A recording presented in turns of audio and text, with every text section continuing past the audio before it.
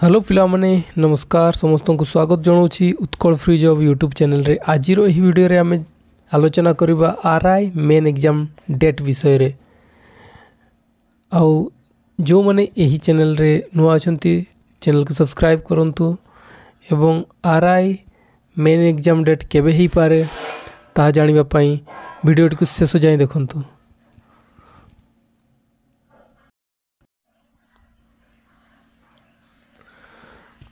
तो पिला माने देखो आरआई ओमिन एसएफएस आईसीडीएस सुपरवाइजर पाई जो मेन एग्जाम डेट हमर मेन एग्जाम केबे हेबो से विषय रे हम आलोचना करबा। तो देखिबा केबे एग्जाम हेई पारे। तो प्रथम देखि दबा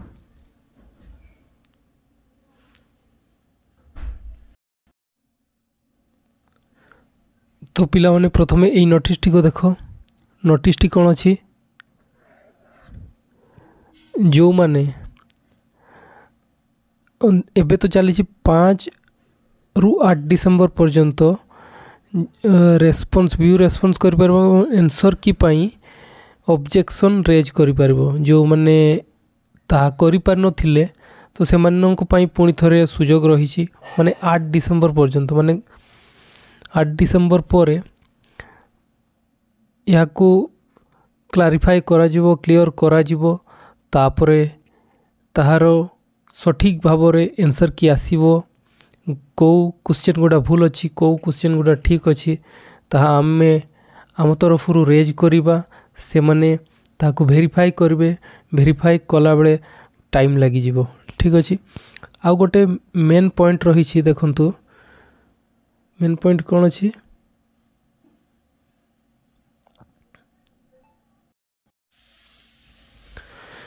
सबुठ बड़ मेन पॉइंट है आमर जो एग्जाम कंडक्ट बॉडी रही छी ताहा टीसीएस ठीक अच्छे ताहा है टीसीएस कंडक्ट करोची एवं टीसीएस मध्य रेलवे ग्रुप डी रो एग्जाम कंडक्ट करोची।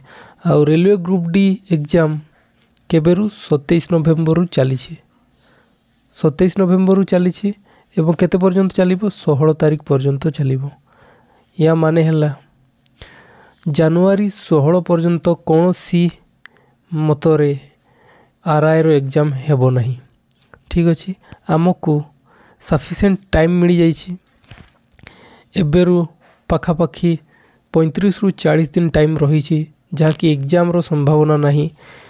आसंता मास माने जनवरी मास शेष सुद्धा आमको एग्जामिनेशन रो नोटिस मिल जिवो एवं प्रथम रिजल्ट बाहरिबो यह जनवरी मासरे कि एई मास शेष रे ता रिजल्ट को पब्लिश कर देबे। रिजल्ट पब्लिश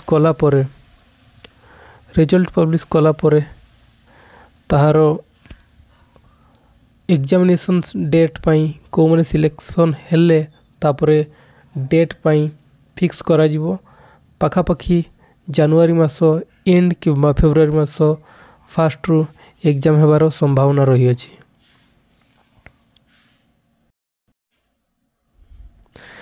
तेणुक पिला माने रेडी थाओ आम पाखरे पाखापाखी 50 रु 60 दिन टाइम रही अछि। सेथिपाई भलो भावरे प्रिपरेशन हेबा भलो भावरे प्रिपेयर हेबा जो कि हमें आरआई एआरआई ओमिन आईसीडीएस सुपरवाइजर बा एसएफएस पाई हमें क्वालिफाई करि परिबा। तो यह ही थिला अपडेट आपण मानक पाखरे 50 रु 60 दिन समय रही अछि। एपर्यंत फेब्रुआरी मास किंबा जनवरी मास लास्ट वेल को आमको नोटिस मिल जिवो एग्जाम पाई। नोटिस पाखापाखी 20 दिन पूर्वरु आमको मिलिबो। तो 20 दिन पूर्वरु मिलिबो एवं पाखापाखी 2 मास धरिकी चलो 2 मास पर्यंत आमर समय रही अछि।